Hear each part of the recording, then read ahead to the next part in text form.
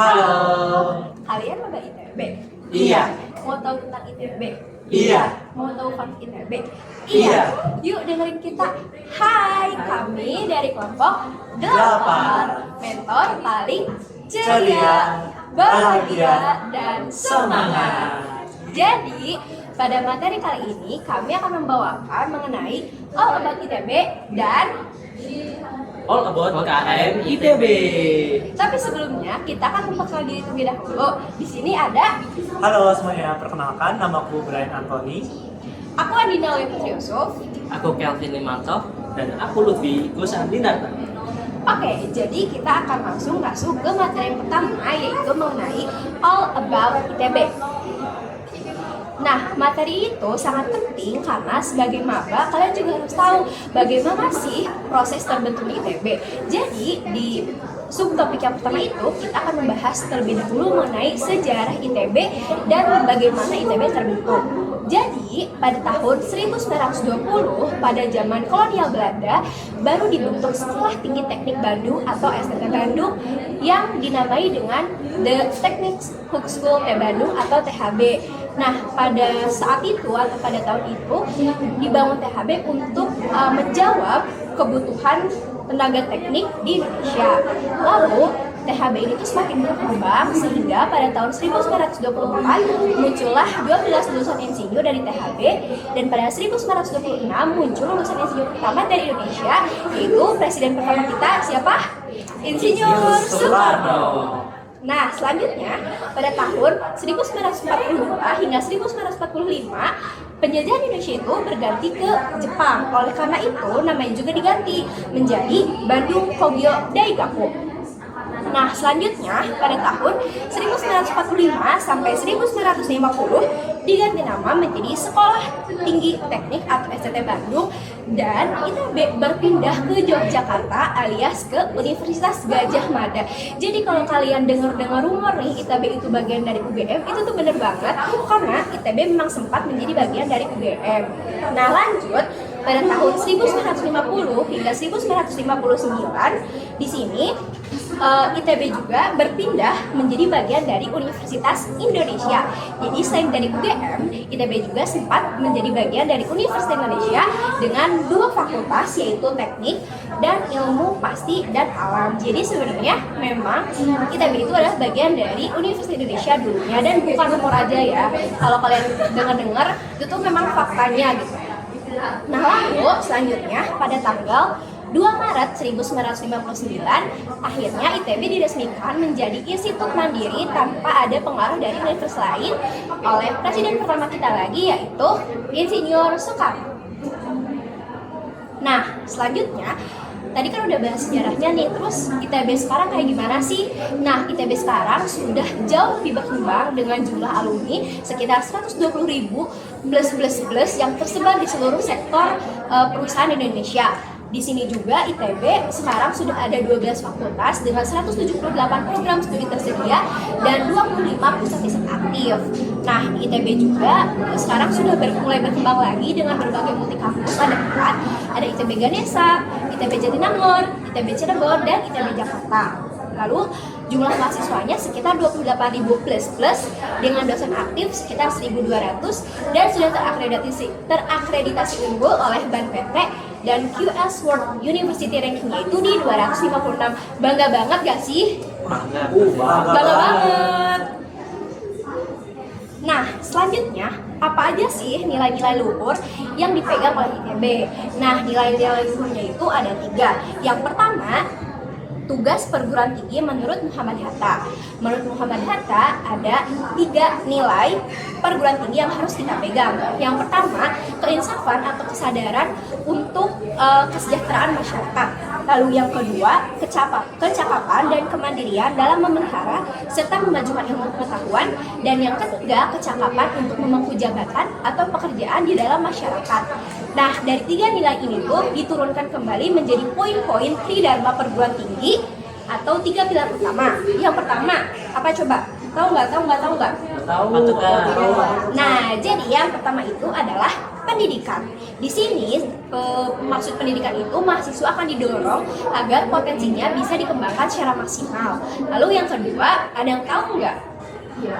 Penelitian warga. Nah, benar. Yang kedua itu adalah penelitian, di mana mahasiswa secara aktif meriset secara metode ilmiah. Dan terakhir, pengabdian masyarakat. Jadi, kita sebagai mahasiswa yang memiliki privilege untuk menuntut ilmu jauh lebih tinggi, itu pun harus mengabdikan atau mengaplikasikan ilmunya kepada masyarakat. Seperti itu. Lalu di sini ada visi, misi, dan moto dari ITB. Untuk visi, ITB sendiri adalah menjadi perguruan tinggi yang unggul, bermartabat, mandiri, dan diakui, serta memandu perubahan yang mampu meningkatkan kesejahteraan bangsa dan dunia. Lalu misinya adalah menciptakan, berbagi, dan menerapkan ilmu pengetahuan, teknologi, seni, dan kemanusiaan, serta menghasilkan sumber daya insani yang unggul. Seperti itu. Lalu kita akan langsung ke moto ITB. Boleh dilanjut oleh teman aku. Nah, sekarang aku lanjutin ya teman-teman. Nah, teman-teman pas rangkaian kegiatan PMB pasti sering banget dengar slogan In Harmonia Progressio. Nah, Benar. teman-teman, sebenarnya slogan ini tuh udah jadi moto ITB loh. Nah, kenapa sih kita milih slogan In Harmonia Progressio? Nah, ini kita bisa lihat sendiri dari kata-katanya, kita bisa menjadi dua, yaitu In Harmonia dan Progressio. Kalau kita dengar, kayaknya maksudnya dalam harmoni kita melakukan progres atau berkembang. Nah, itu sebenarnya benar banget teman-teman. Jadi, In Harmonia Progressio ini kita tuh sebagai ITB ingin untuk maju bersama-sama. Tapi tentu saja kita tidak meninggalkan semangat bahwa dalam keberagaman kita ada juga kesatuan yang terjadi. Nah, terus selanjutnya teman-teman, pasti teman-teman pas awal-awal banget nih sebelum kita mau pretest, teman-teman pasti dapat satu nih jaket yang keren banget dari ITB. Dan sekarang teman-teman juga pasti lagi pakai untuk sebagai dress code selama perjalanan OSKM. Nah, itu adalah Jamal. Cuma teman-teman, kita bisa lihat lebih dalam ya mengenai Jamal. Ada yang tahu nggak kira-kira warnanya apa sih buat Jamal kita? Hijau. Hijau tuh. Ini hijau. Biru. Waduh, jadi Apa salah ya? Dicampur kan warnanya. Di mix ya? Di mix ya. Nah, jadi sebenarnya warnanya ini adalah cobalt blue ya. Oh, Jadi cobalt tadi blue. Adit udah bener, ini warnanya biru. Walaupun mungkin kelihatannya cukup hijau. Kayak hijau kali ya. Yang campur ya. Iya. Nah, di sini jaket alma mater ini merupakan sebuah kebanggaan bagi kita yang sudah dapat kesempatan untuk menjadi mahasiswa dan berkuliah di ITB. Nah, selain warna yang cobalt blue tadi, itu juga dilengkapi dengan 4 kancing. Serta kalau misalnya kalian lihat di dada kiri kalian, itu ada logo Ganesha. Nah, kan kita udah lihat ya ada logo Ganesha yang berwarna emas. Sebenarnya logo Ganesha itu maksudnya apa sih? Nah, kita juga akan membahas itu. Jadi, kalau misalnya kalian logo Ganesha lebih mendalam, itu kalian bisa melihat ada beberapa simbolisme yang keren banget loh. Jadi yang pertama yaitu ada gading yang patah. Nah, sebenarnya menggambarkan apa sih? Gading yang patah ini seperti ini teman-teman. Harus ada pengorbanan untuk mendapatkan sesuatu. Dan di ITB, tentu saya tidak menutup kemungkinan kalian akan harus berkorban. Entah itu dari waktu, entah itu dari tenaga, entah itu dari uang, untuk meraih ilmu pengetahuan. Lalu lanjut ada juga cawan. Ini tuh nunjukin kalau misalkan ITB ini sebenarnya punya ilmu yang banyak banget yang bisa teman-teman serap. Apalagi untuk menambah skill-skill dan keterampilan kalian. Lalu lanjut ada tasbih dan manik-manik. Jadi kalau misalnya kita lihat di belakang gajah ini pegang tasbih sama manik-manik. Sebenarnya nunjukin apa sih teman-teman? Nah, ini nunjukin buat sebagai seorang mahasiswa ITB, sebenarnya ilmu aja nggak cukup loh. Kalian harus dilatih supaya kalian dapat bijaksana dan mengambil keputusan yang tepat. Lanjut ada kapak. Kalau kapak keren ya. Kelihatan itu sangat bersemangat. Tapi yang penting mereka juga berani. Lalu kita lanjut ya, ada selendang. Nah, ini tuh nunjukin kesucian, dimana kita sebagai mahasiswa tentu saja mungkin tidak bisa suci secara sepenuhnya. Tapi kita tuh dituntut untuk dapat menjadi seorang mahasiswa yang etis dan bermoral. Lalu nih yang terakhir, ada buku yang terbuka. Yang ini nunjukin kalau misalkan di ITB ini kita tuh nggak cuma belajar ya, kita juga punya satu himpunan yang bisa banget buat membantu teman-teman untuk berkembang. Jadi nanti teman-teman bakal masuk ke himpunan masing-masing sesuai dengan program studi.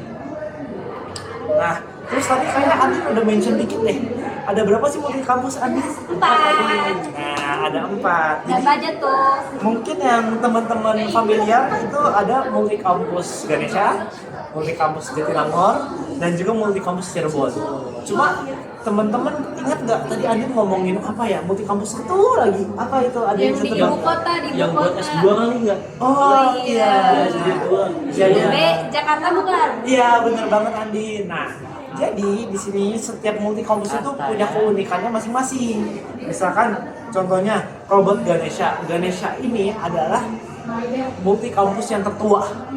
Seperti yang tadi ceritain sama Andin di sejarahnya. Jadi multi kampus Ganesha ini udah berdiri sejak 1920 ya Andin? Ya, 1920. Nah, lanjut kita juga ada multi kampus Jatinangor yang relatif lebih baru. Sebenarnya kenapa sih? Mungkin teman-teman bingung. Kenapa sih kita nggak bisa kayak UI atau UGM aja yang cuma satu kampus? Nah, jawaban itu adalah di keterbatasan lahan ya teman-teman. Jadi karena dari pihak kita sendiri sudah merasa, oh sepertinya kurang ya lahannya untuk menampung mahasiswa yang lebih banyak lagi. Akhirnya pihak kita memutuskan buat nambah beberapa multi kampus. Nah, sekarang ini kita lagi ada di kampus Jatinangor, dan tentu saja nanti kalian membuat TPB atau tahap persiapan bersama itu bakal berada di Jatinangor selama 1 tahun ya teman-teman. Lalu berikutnya, di sini ada nggak sih teman-teman yang dari Cirebon? Gak ada.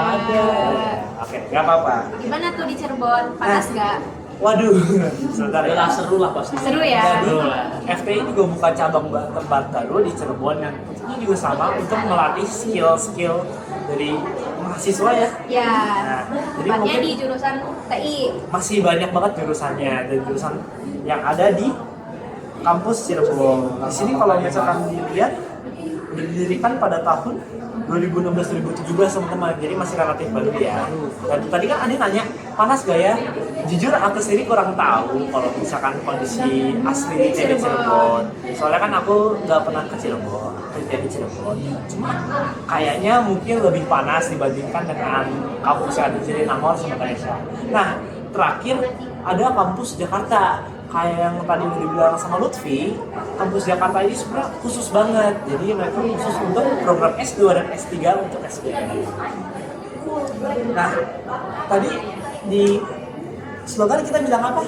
Pasti pada penasaran ya sama fun fact ITB. Nah, aku mau bagi beberapa fun fact yang pasti wah seru banget deh. Jadi Apa aja tuh? yang Banyak pertama nggak sih? nah Jamal kalian ada yang kancingnya udah hilang belum? Aduh, Ayo. Masih baru loh, Masa hilang? Gak bisa diganti. Nah, teman-teman, jadi ada fun fact nih teman-teman. Jadi ada mitos yang ngomong kalau misalkan kancing di Jamal kalian hilang, kalian nggak bisa dapat 4 Apanya empat? IP-nya. Aduh. Pembahasan. Terus, Aku kayaknya 4 di IP4 kak.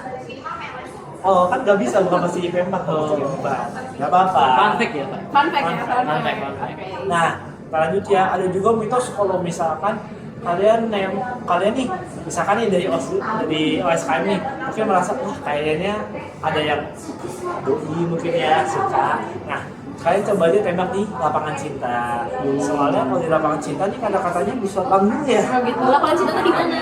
Lapangan cinta tuh adanya di TB Ganesha ya teman-teman. Jadi kalau misalkan lagi ada free cukup waktu mungkin bisa Tembak di situ. explore dikit ya. Oh, Explore dikit ya Ganesha. Jadi ya boleh kalau boleh Ngedate tembak gitu nih. ya? Boleh banget. Terus ada juga tubuh pertemanan.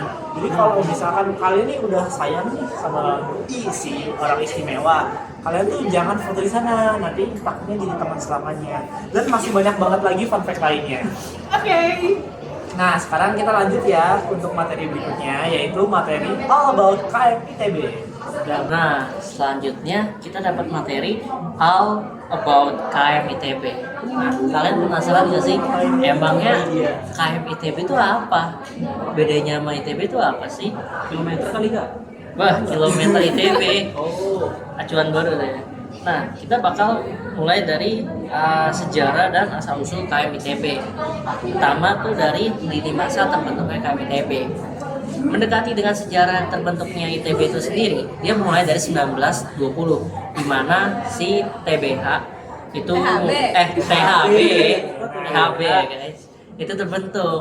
Nah, dari 1920 sampai 1950 itu awal-awal banget tuh mulai ada kehidupan di kemahasiswaan. Lalu 1950 sampai 1970 mulai ada integrasi dan lahirnya lembaga sentral.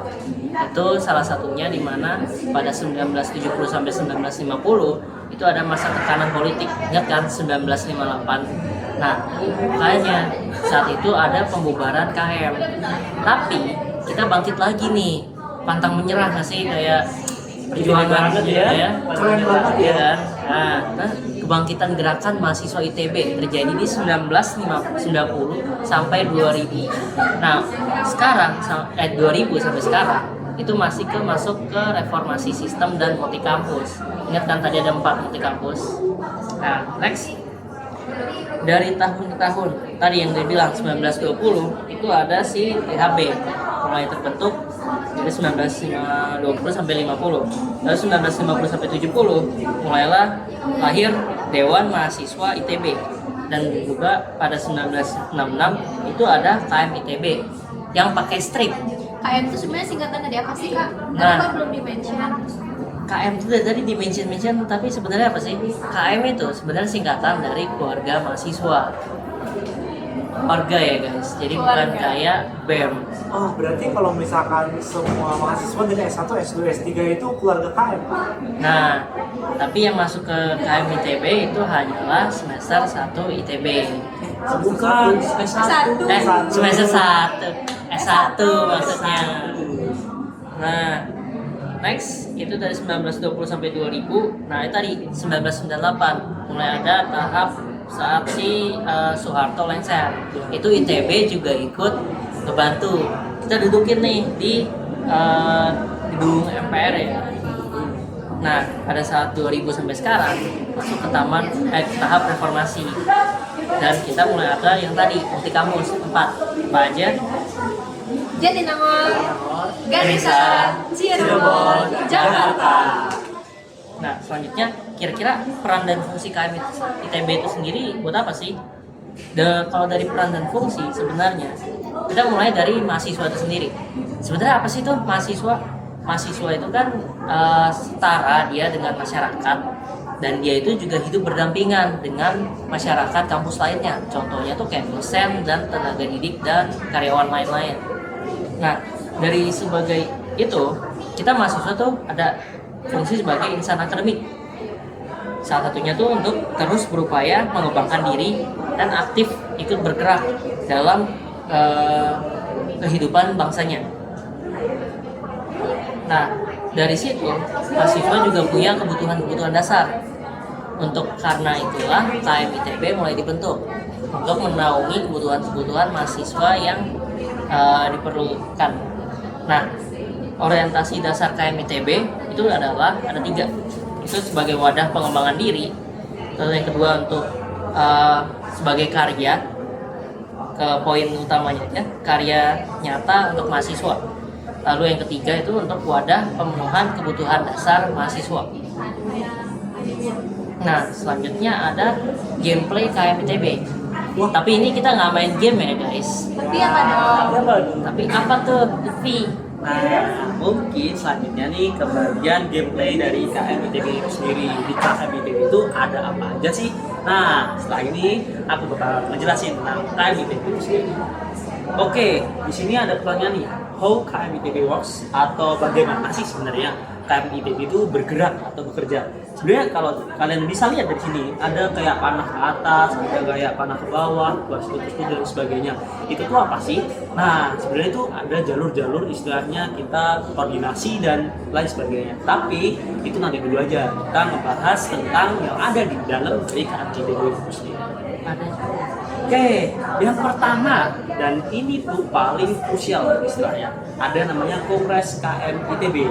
Nah, Kongres KM ITB ini sebenarnya adalah kedaulatan dan yang paling tertinggi dalam organisasi kemahasiswaan ITB. Nah, di sini tuh istilahnya dia tuh paling atas, istilahnya kayak seluruh peraturan tuh pembuatannya ada di Kongres KM ITB sendiri. Kalian bisa lihat di sini logonya Institut Teknologi Bandung, Kongres Keluarga Mahasiswa dari ITB itu sendiri. Oke, tadi fungsi-fungsinya apa sih? Sebenarnya fungsi-fungsinya yang pertama itu ada berupa legislasi. Nah, mungkin kalian udah familiar ya sama legislasi atau mungkin legislatif mungkin ya. Nah, kalau dari pelajaran SMA mungkin yang udah dapet ya, legislatif tuh kayak istilahnya membuat aturan atau membuat istilahnya undang-undangan. Nah, di KMITB ini sendiri, di sini Kongres KMITB berfungsi sebagai legislasi. Berarti perannya mirip kayak DPR ya Kak? Betul banget, kayak membuat aturan gitu kayak di DPR lah kalau di Indonesia ini sendiri. Nah, selain itu ada istilahnya yudikatif. Bukan yudikatif, ada pengawasan. Nah, pengawasan itu tuh ngapain sih sebenarnya? Nah, selain Kongres KMITB ini membuat suatu undang-undang atau aturan, dia juga berperan sebagai pengawas. Pengawasnya mengawasi dari keberjalanan KMITB. Keberjalanan KMITB berarti ada kan kayak istilahnya yang menggerakkan dari KMITB itu sendiri. Nah, apa sih yang menggerakkan? Nah, sebentar ya, nanti kita bahas lagi soal yang menggerakkan. Nah, di sini aku bakal jelasin lagi tentang ada apa sih atau keanggotaan di dalam Kongres KMITB itu ada siapa aja. Nah, yang pastinya ada organisasi, pasti ada ketua.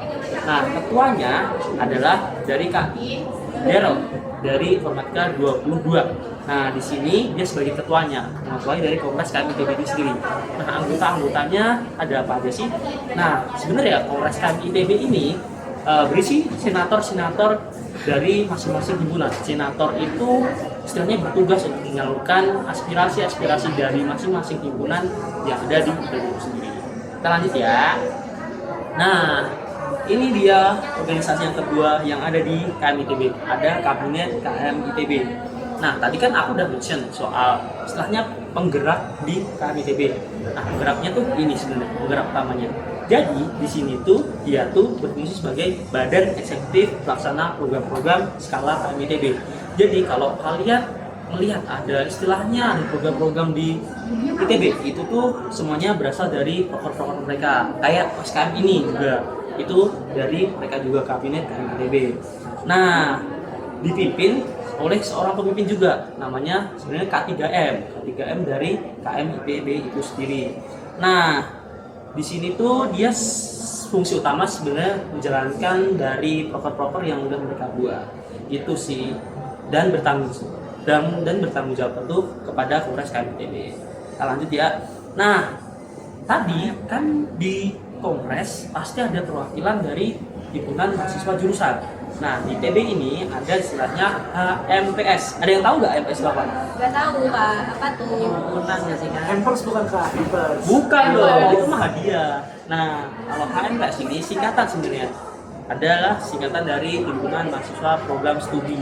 Nah, himpunan program studi ini merupakan badan ketetapan KMITB yang dibentuk disetujui oleh masing-masing program yang ada di program keilmuan yang ada di ITB itu sendiri. Nah, di sini tuh dia istilahnya memfasilitasi dari kebutuhan di satu keilmuan yang sama. Itu HMPS. Kayak dari geologi, ini ada geologi, ini juga ada dari mahasiswa teknik sipil dan sebagainya. Banyak Ini banget. MTIK.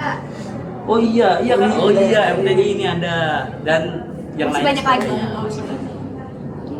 Oke, selanjutnya ada komponen lain yaitu MWA-WM. Sebelum ke MWA-WM, aku mau jelasin nih pengertian mengenai MWA itu sendiri. Jadi, MWA itu sendiri merupakan majelis wali amanah. Atau sebenarnya kalau kalian mau tahu, MWA ini pemegang kekuasaan tertinggi yang ada di ITB. Ingat, di ITB, bukan mahasiswa di ITB. Jadi, di dalamnya itu isinya stakeholder yang ada di ITB. Contohnya apa? Contohnya ada rektorat, ada kayak wakil ketua rektorat dan sekretaris-sekretarisnya, ada juga dari Menteri Pendidikan, juga ada juga dari Gubernur Provinsi Jawa Barat itu sendiri. Tuh. Nah, kan perwakilan yang ada di ITB. Jadi, kalau perwakilan mahasiswa punya nggak sih? Punya nggak menurut kalian? Punya nggak sih? Punya nggak sih? Kayaknya kalau stakeholder enggak deh Kak. Kok gitu? Kok gitu? Kan orangnya orang-orang keren semua tadi, udah ada gubernur, udah ada menteri, udah ada rektor.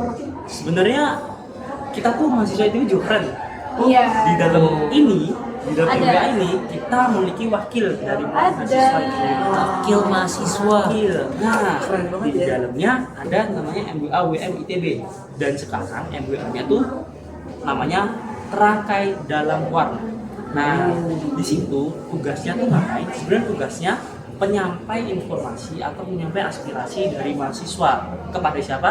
Kepada stakeholder, ya istilahnya rektorat dan lain sebagainya yang sebagai pemegang kekuasaan tertinggi di ITB.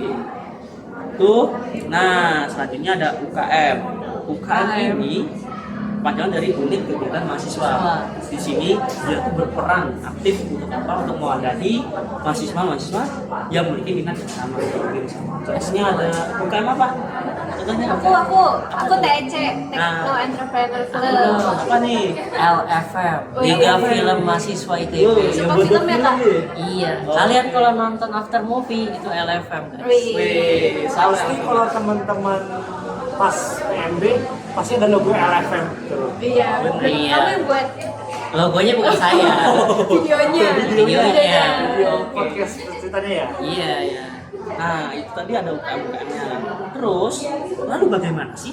Kan tadi udah kita mention bersama kalau ada 4 multi kampus. Lalu gimana lanjutannya mengenai multi kampus yang ada di Cirebon, ada di Jatinangor, dan ada di Jakarta? Nah, selanjutnya adalah sebenarnya kita punya istilahnya keresidenan multi kampus KM ITB. Tapi di sini cuma ada 2. Cuma ada Jatinangor dan Cirebon. Kenapa Jakarta tidak? Karena tadi udah dijelaskan, ya benar. Karena bukan S1, karena dari anggota KM ITB itu sendiri sudah dijelaskan bahwa hanya mahasiswa S1. Jadi yang difasilitasi sama KM ITB itu cuma Cirebon dan Jatinangor. Di sini ada dari kampus Jatinangor dan Cirebon. Jadi untuk menyampaikan aspirasi mereka dengan di kampus yang berbeda, setiap kampus memiliki wakil K3M. Di sini mereka istilahnya hierarkinya atau istilahnya kedudukannya tuh di bawah sedikit dari ketua K3M-nya itu sendiri untuk membantu lah dari ketuanya. Oke, peran HMPS dan UKM. Yang pertama HMPS. Sebenarnya udah aku jelasin sih tadi, kayak HMPS tuh ya himpunan dalam satu keilmuan yang sama. Fungsinya tuh pasti untuk mewadahin dari bukan minat, keilmuan kita yang sama. Istilah kan punya kebutuhan yang beda-beda, kayak misal dari RTI ada kebutuhan yang berbeda, dari biologi ada kebutuhan yang berbeda. Itu pasti difasilitasi oleh HMPS yang ada di dalam. Terus Berarti kalau HMPS itu buat keprofesian ya Kak? betul banget, profesian. Jadi yang selinear lah sama jurusan-jurusan kalian yang nanti setelah TPB bakal dapet jurusannya. Terus ada UKM bedanya adalah ya UKM di sini bukan memfasilitasi dari keilmuan yang sama, tapi hobi. Kalau kalian hobi bola bisa ada UKM bola. Kalau hobi edit film gitu atau tag video, Iya, masuk LFM. ada yang suka techno entrepreneur, Suka bisnis, suka bisnis, suka jualan, suka jualan, TC. jualan apa tuh Kak? Apapun yang bisa dijual. apapun yang menghasilkan keuntungan. Iya. Betul, Bang. Jadi itu peran HMPS dan UKM. Oke, sebenarnya ini tuh penjelasan singkatnya tuh gimana sih cara dari KMITB itu bergerak. Kan tadi udah ada kongres, udah ada kabinet, udah ada UKM, udah ada HMPS. Jadi sebenarnya hubungan antara kongres dan kabinet itu di atas paling tertinggi adalah kongres. Kemudian dia membawahi dari kabinet itu sendiri. Jadi apapun yang dilakukan oleh kabinet pasti ada persetujuan dari kongres. Tapi kan ada HMPS dan UKM. Nah HMPS dan UKM ini dia tuh terpisah. Jadi mereka saling bekerja bareng. Jadi kongres ataupun kabinet tidak bisa mengintervensi keputusan-keputusan yang ada di UKM dan HMPS itu sendiri. Segitu sih sebenarnya. Sebenarnya lebih ke sistem pembagian wilayah kerja. Kayak beda semi otonom gitu masih Kak. Bener banget. Mereka istilahnya memiliki kemampuan untuk membentuk peraturan mereka sendiri. Gitu sih. Sebenarnya udah selesai materi kali ini. Jadi kalau kalian mau tanya-tanya lagi soal ITB dan soal HMITB, bisa tanya ke kita ya. Iya. Kita feel free banget. Open banget kok open teman-teman. minded kali ya. Oh, bukan. Grow mindset itu. Open mindset. Oh, Jadi nggak perlu malu-malu teman-teman, nggak perlu takut kalau mau nanya, bisa langsung tanya aja ke kita. betul. Ini apa? Sesat apa sih? Malu bertanya, sesat di jalan. Sesat di jalan. Gak bisa pulang. Oh, Iya itu. bener banget. Makanya jangan sampai malu bertanya. Nanti Iya. kalian nggak balik ke SKM loh. Iya, masa di jalan mulu ya. Oke. Oke, terima kasih atas perhatiannya. Sekian dari kami. Mohon maaf apabila ada kesalahan. Bye bye. Dadah. Sampai ketemu di Garusa.